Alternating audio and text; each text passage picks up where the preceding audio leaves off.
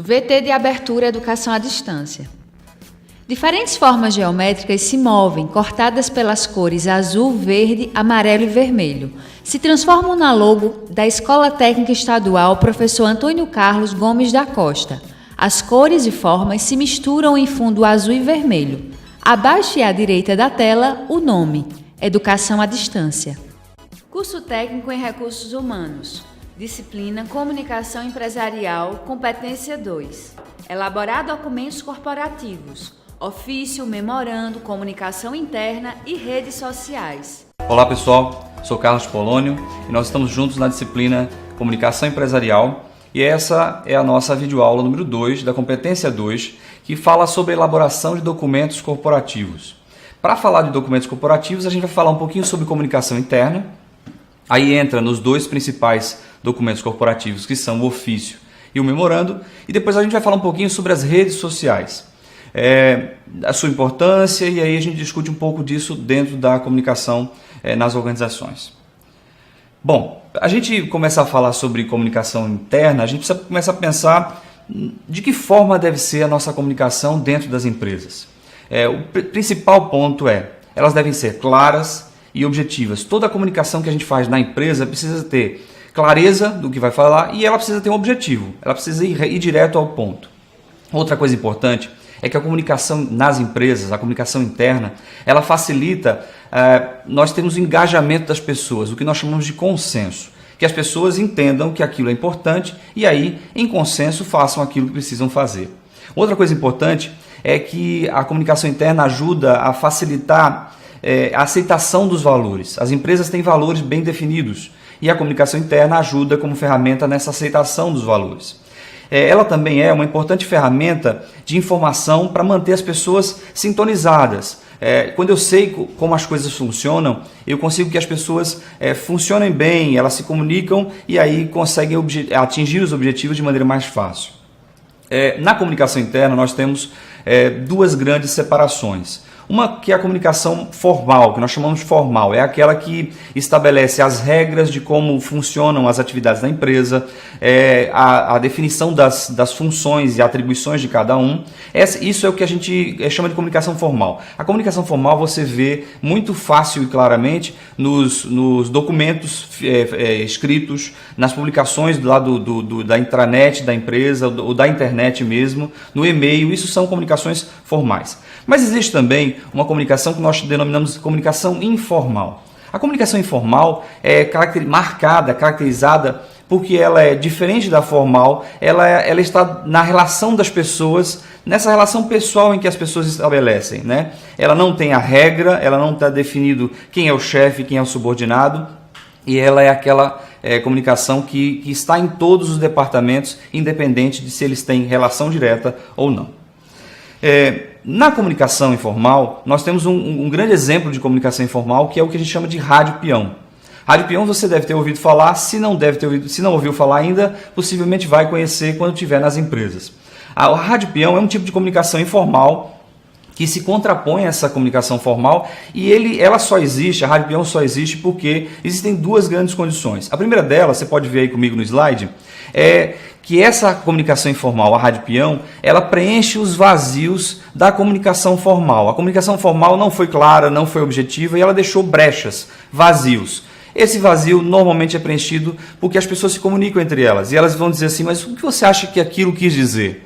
Quando as coisas não ficaram claras, a rádio peão vai atuar e vai dizer assim, não, eu acho que foi aquilo. Quando a gente acha alguma coisa, nós estabelecemos aquilo que nós chamamos de rádio peão, é a comunicação informal dentro das empresas. Outra coisa importante também é que ela preenche essa lacuna, esse vazio, porque a comunicação formal às vezes é lenta e ineficaz. Ela não consegue acontecer no tempo certo e ela não comunica de maneira correta. Se isso acontece, possivelmente a gente vai ter a rádio peão funcionando nas empresas e aí a gente tem aí um exemplo clássico da comunicação informal nas empresas. Vamos agora aos dois documentos. O primeiro deles é o ofício, né? Nós estamos fazendo a elaboração de documentos corporativos. O primeiro deles é o ofício. O ofício é um documento para comunicações externas. É aquele documento que eu elaboro na empresa e vou enviar para um órgão ou uma entidade externo à organização. E o outro documento é o memorando, que é o documento para comunicações internas. Vamos falar um pouquinho sobre o ofício, que é aquele para comunicações externas. Ele serve para informar, solicitar, requerer, encaminhar ou convidar. Dá uma olhada aí no slide para você dar uma olhada nesse ofício que eu coloquei para você. No canto superior à esquerda eu tenho ali a marcação do número do ofício, eu tenho o local e a data, eu tenho aqui um cabeçalho que indica para quem ele está sendo dirigido, qual é a função dessa pessoa, o endereço e a cidade, e aí a comunicação inicial, né? Uma comunicação inicial, eu digo para quem vai ser a pessoa, a saudação, escrevo qual é o objeto do ofício e faço agradecimentos. Logo após isso eu assino e aí tem algumas características, esse aí é um ofício montado para te dar um exemplo de como é que a gente elabora um ofício dentro das organizações. O memorando, ele é a forma mais comum de comunicação comercial, né? O memorando é aquele, lembra que eu falei para você, é aquele instrumento de comunicação interna e ele é muito comum dentro da operação comercial, mas é muito comum também, por exemplo, no RH, no setor de RH que a gente trabalha. Eles são caracterizados porque são curtos, algumas vezes não ultrapassam uma única página, então o memorando tem essa característica. E são duas grandes partes, um cabeçalho, que tem algumas informações, e o conteúdo desse memorando. Tem algumas coisas que a gente pode evitar na hora de elaborar os memorandos. E aí a gente colocou aí algumas dicas para você, no seu fascículo tem dicas mais aprofundadas. Aqui eu destaquei alguns, para a gente conversar. Primeiro é o tom. O memorando, como é uma comunicação interna, ele tem que ter um tom de cordialidade, né? Apesar de ser um documento formal, ele tem que ser cordial. As pessoas têm que gostarem de ter lido isso para que a informação repercuta nelas e elas tenham essa comunicação plena. Uma outra coisa é a linguagem direta. A gente tem que ir direto ao ponto, sem fazer arrudeios, sem florear o texto. Eu tenho que ir direto ao ponto, as pessoas são muito ocupadas. O documento tem que ser enxuto, limpo e com linguagem direta. Outra coisa é a sequência lógica das ideias. As ideias têm que concatenarem-se umas com as outras. Tem que ter início, meio e fim. O que eu quero, como eu quero e o que nós vamos fazer para isso. E isso é a sequência lógica das ideias. Outra coisa importante é que eu não devo encher de tantas informações. O memorando é para comunicação direta e rápida. Então o importante é a gente pensar que tem que colocar poucas, mas as importantes informações que você precisa comunicar para o seu público. Ok? Vamos agora falar um pouquinho sobre as redes sociais. As redes sociais são um fenômeno que você tem acompanhado, você participa das redes sociais, mas elas precisam ser pensadas também do ponto de vista das empresas, né? Você vai ser funcionário das empresas, você vai estar num setor específico da empresa e a gente precisa pensar como a rede social impacta sobre a organização, impacta sobre a atividade das empresas que você foi contratado. O importante é a gente pensar o seguinte, que as redes sociais elas não começam através da internet como a gente acaba pensando, né? A rede social surge com a internet. Não, nossa natureza humana faz com que a gente se ligue com as pessoas. Eu tenho amigos, conhecidos dos conhecidos, amigos dos amigos, e assim, por natureza, nós nos ligamos a outras pessoas, formando assim redes. Essa formação de redes, na formação das redes, cada indivíduo tem um papel, um papel e uma função. Um é o mais querido, o outro é a mais experiente, cada um assume um papel. Dessas redes sociais, a gente precisa pensar que elas aí, a partir de agora, assumem um outro lugar, um outro locus. E esse locus é o ambiente da internet. O Marteleto, que é um autor que a gente apresentou no fascículo e está aqui no slide para você, diz que a natureza das redes sociais são caracterizadas porque elas são um conjunto de participantes autônomos, então eles precisam estar dispostos e desejarem fazer isso. Estão unidos, eles unem as suas ideias e recursos em torno de valores e interesses que eles compartilham. Então você acessa uma página que tem um conteúdo que te interessa, né? Você publica com os seus recursos, a foto foi você que tirou, são as suas ideias que você publica, você quis publicar, e isso é o que caracteriza exatamente essa rede social. Essas redes sociais, modernamente, vão se transformar num importante instrumento de comunicação empresarial, um importante instrumento de comunicação das empresas. E a gente precisa começar a pensar, muitas empresas para as quais nós trabalhamos, elas questionam o uso da rede social dentro da empresa no horário de trabalho. E aí eu trouxe aqui para você uma definição da Secretaria de Comunicação da Presidência da República, apenas porque tem um texto publicado atual que explica o que ela considera redes sociais. E aí a gente vai pegar esse conteúdo e pensar como é que eu aplico isso nas empresas para as quais eu vou trabalhar.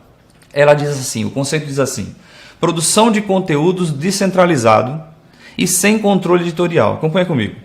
Integram tecnologia, interação social e a construção de palavras, fotos, vídeos e áudios.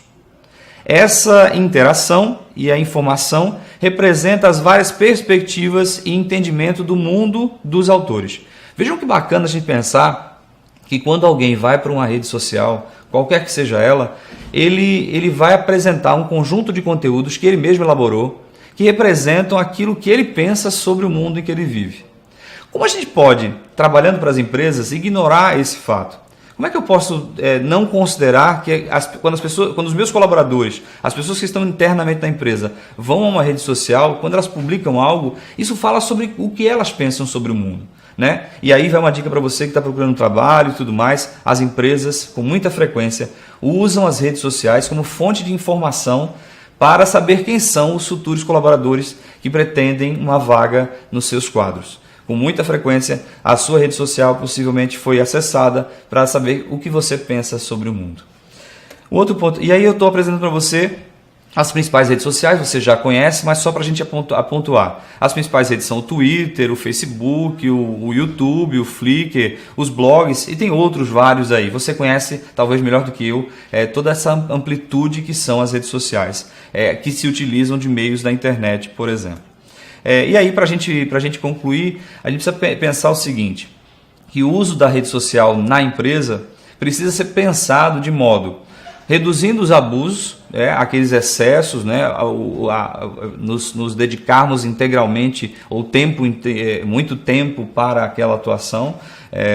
Quando o colaborador fica muito tempo acessando o perfil, enfim, ele acaba perdendo tempo de produtividade do que ele poderia fazer. Reduzindo esse campo, que é um campo ilimitado de possibilidades. Nós temos ilimitadas possibilidades de atuação da forma como nós nos comunicamos com o público interno, mas também com os nossos públicos externos. E aí nós estabeleceremos uma excelente comunicação nas empresas. É uma grande rede de comunicações humanas e possui ilimitadas ferramentas. E aí nós devemos utilizá-la para obter os melhores resultados nas empresas. Talvez isso seja importante para você pensar quando estiver atuando na comunicação dentro das empresas para as quais vai trabalhar. Um abraço, nos vemos na próxima videoaula. Som direto, Luiz Vitor. Imagens, Juliana Aguiar. Leandro Gomes. Interpretação de Libras. Rafaela Briani. Audiodescrição, Jonara Medeiros Siqueira. Produção de vídeo, Joana Rodrigues. Ilustração, Isabela Oliveira. Edição, Lisandra Santos, Danilo Albuquerque. Professor autor, Carlos Polônio. Design educacional, David Souza Nascimento. Maria de Fátima Duarte Angeiras. Renata Marques de Otero. Terezinha Mônica Sinício Beltrão. Coordenação do curso, Carlos Pacheco. Coordenação executiva, George Bento Catunda. Coordenação geral, Paulo Fernando de Vasconcelos Dutra. Videoaula produzida em outubro de 2016. Conteúdo produzido para os cursos técnicos da Secretaria Executiva de Educação de Pernambuco, em convênio com o Ministério da Educação, Rede ETEC Brasil.